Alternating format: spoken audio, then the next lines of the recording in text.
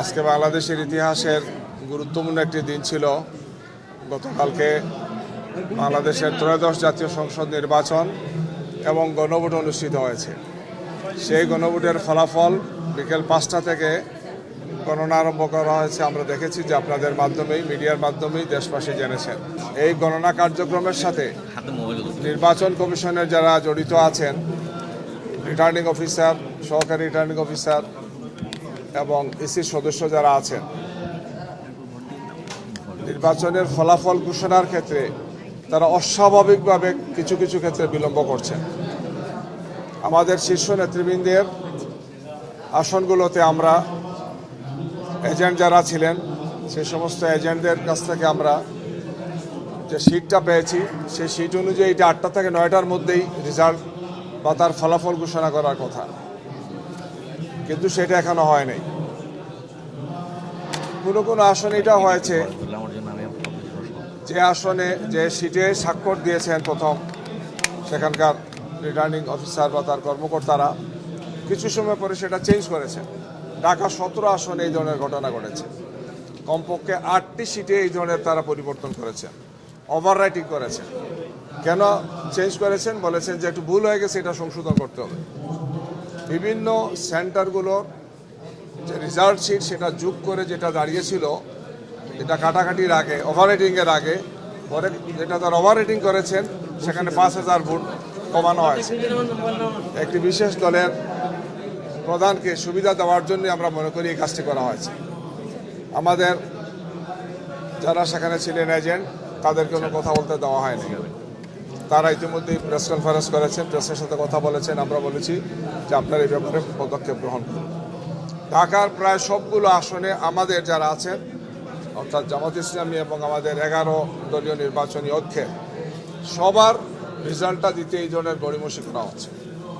আপনাদের পাশে ঢাকা 15 আমাদের সম্মানিত আমিরে জামাত ডাক্তার শফিকুর রহমান, এই আসনে তিনি নির্বাচন করেছেন। আপনারা জানেন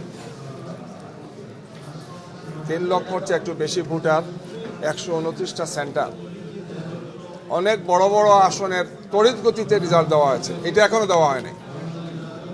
ইতিমধ্যে আরেক প্রার্থী বলছেন যে তিনি পাশ করেছেন, যেখানে কমপক্ষে 20,000-এর চেয়ে বেশি ভোটে আমরা এগিয়ে আছি। আমাদের কাছে মনে হচ্ছে যে একটি বিশেষ দলকে সুবিধা দেওয়ার জন্য নির্বাচন কমিশন এবং তার সাথে যারা সম্পৃক্ত আছেন, তারা এটার সাথে ষড়যন্ত্রমূলকভাবে তারা জড়িত আছে।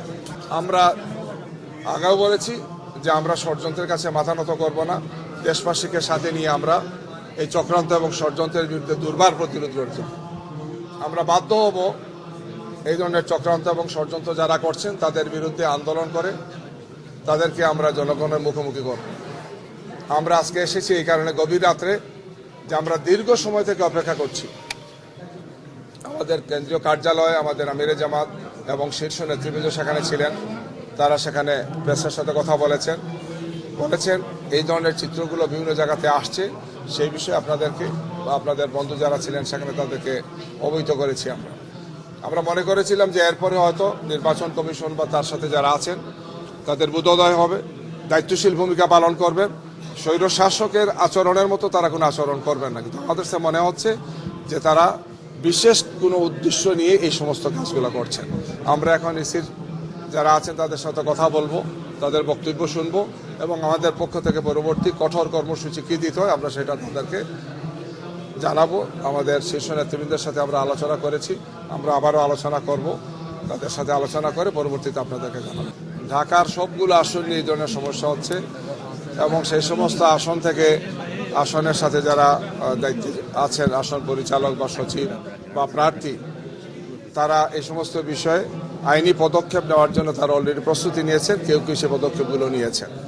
আমাদের কাছে এটা খুবই স্পষ্টত দৃশ্যমান হচ্ছে যে কোনো অবস্থায় এই ধরনের অনাকাঙ্ক্ষিত এবং অপ্রত্যাশিত দেরি করার কোনো কারণ নেই। বিশেষ কোনো কারণে, বিশেষ কোনো উদ্দেশ্যে অথবা আমাদের প্রতিপক্ষ যারা তাদেরকে কিছু বিশেষ সুবিধা দেওয়ার জন্যে বা অন্যায়ভাবে তাদেরকে পাশ করানো, বিজয়ী দেখানোর জন্যই এই ধরনের অনাকাঙ্ক্ষিত এবং অপ্রত্যাশিত দেরিটা করা হচ্ছে। জনগণের মতামতের প্রতি আমাদের সম্মান শ্রদ্ধা সবসময় আছে, কিন্তু জনগণের মতামতকে যদি স্বৈরাচারী কায়দায় অন্যায়ভাবে এইভাবে কেড়ে নেওয়ার অপপ্রয়াস চালানো হয়, তাইলে দেশবাসী সেটা মেনে নেবেন।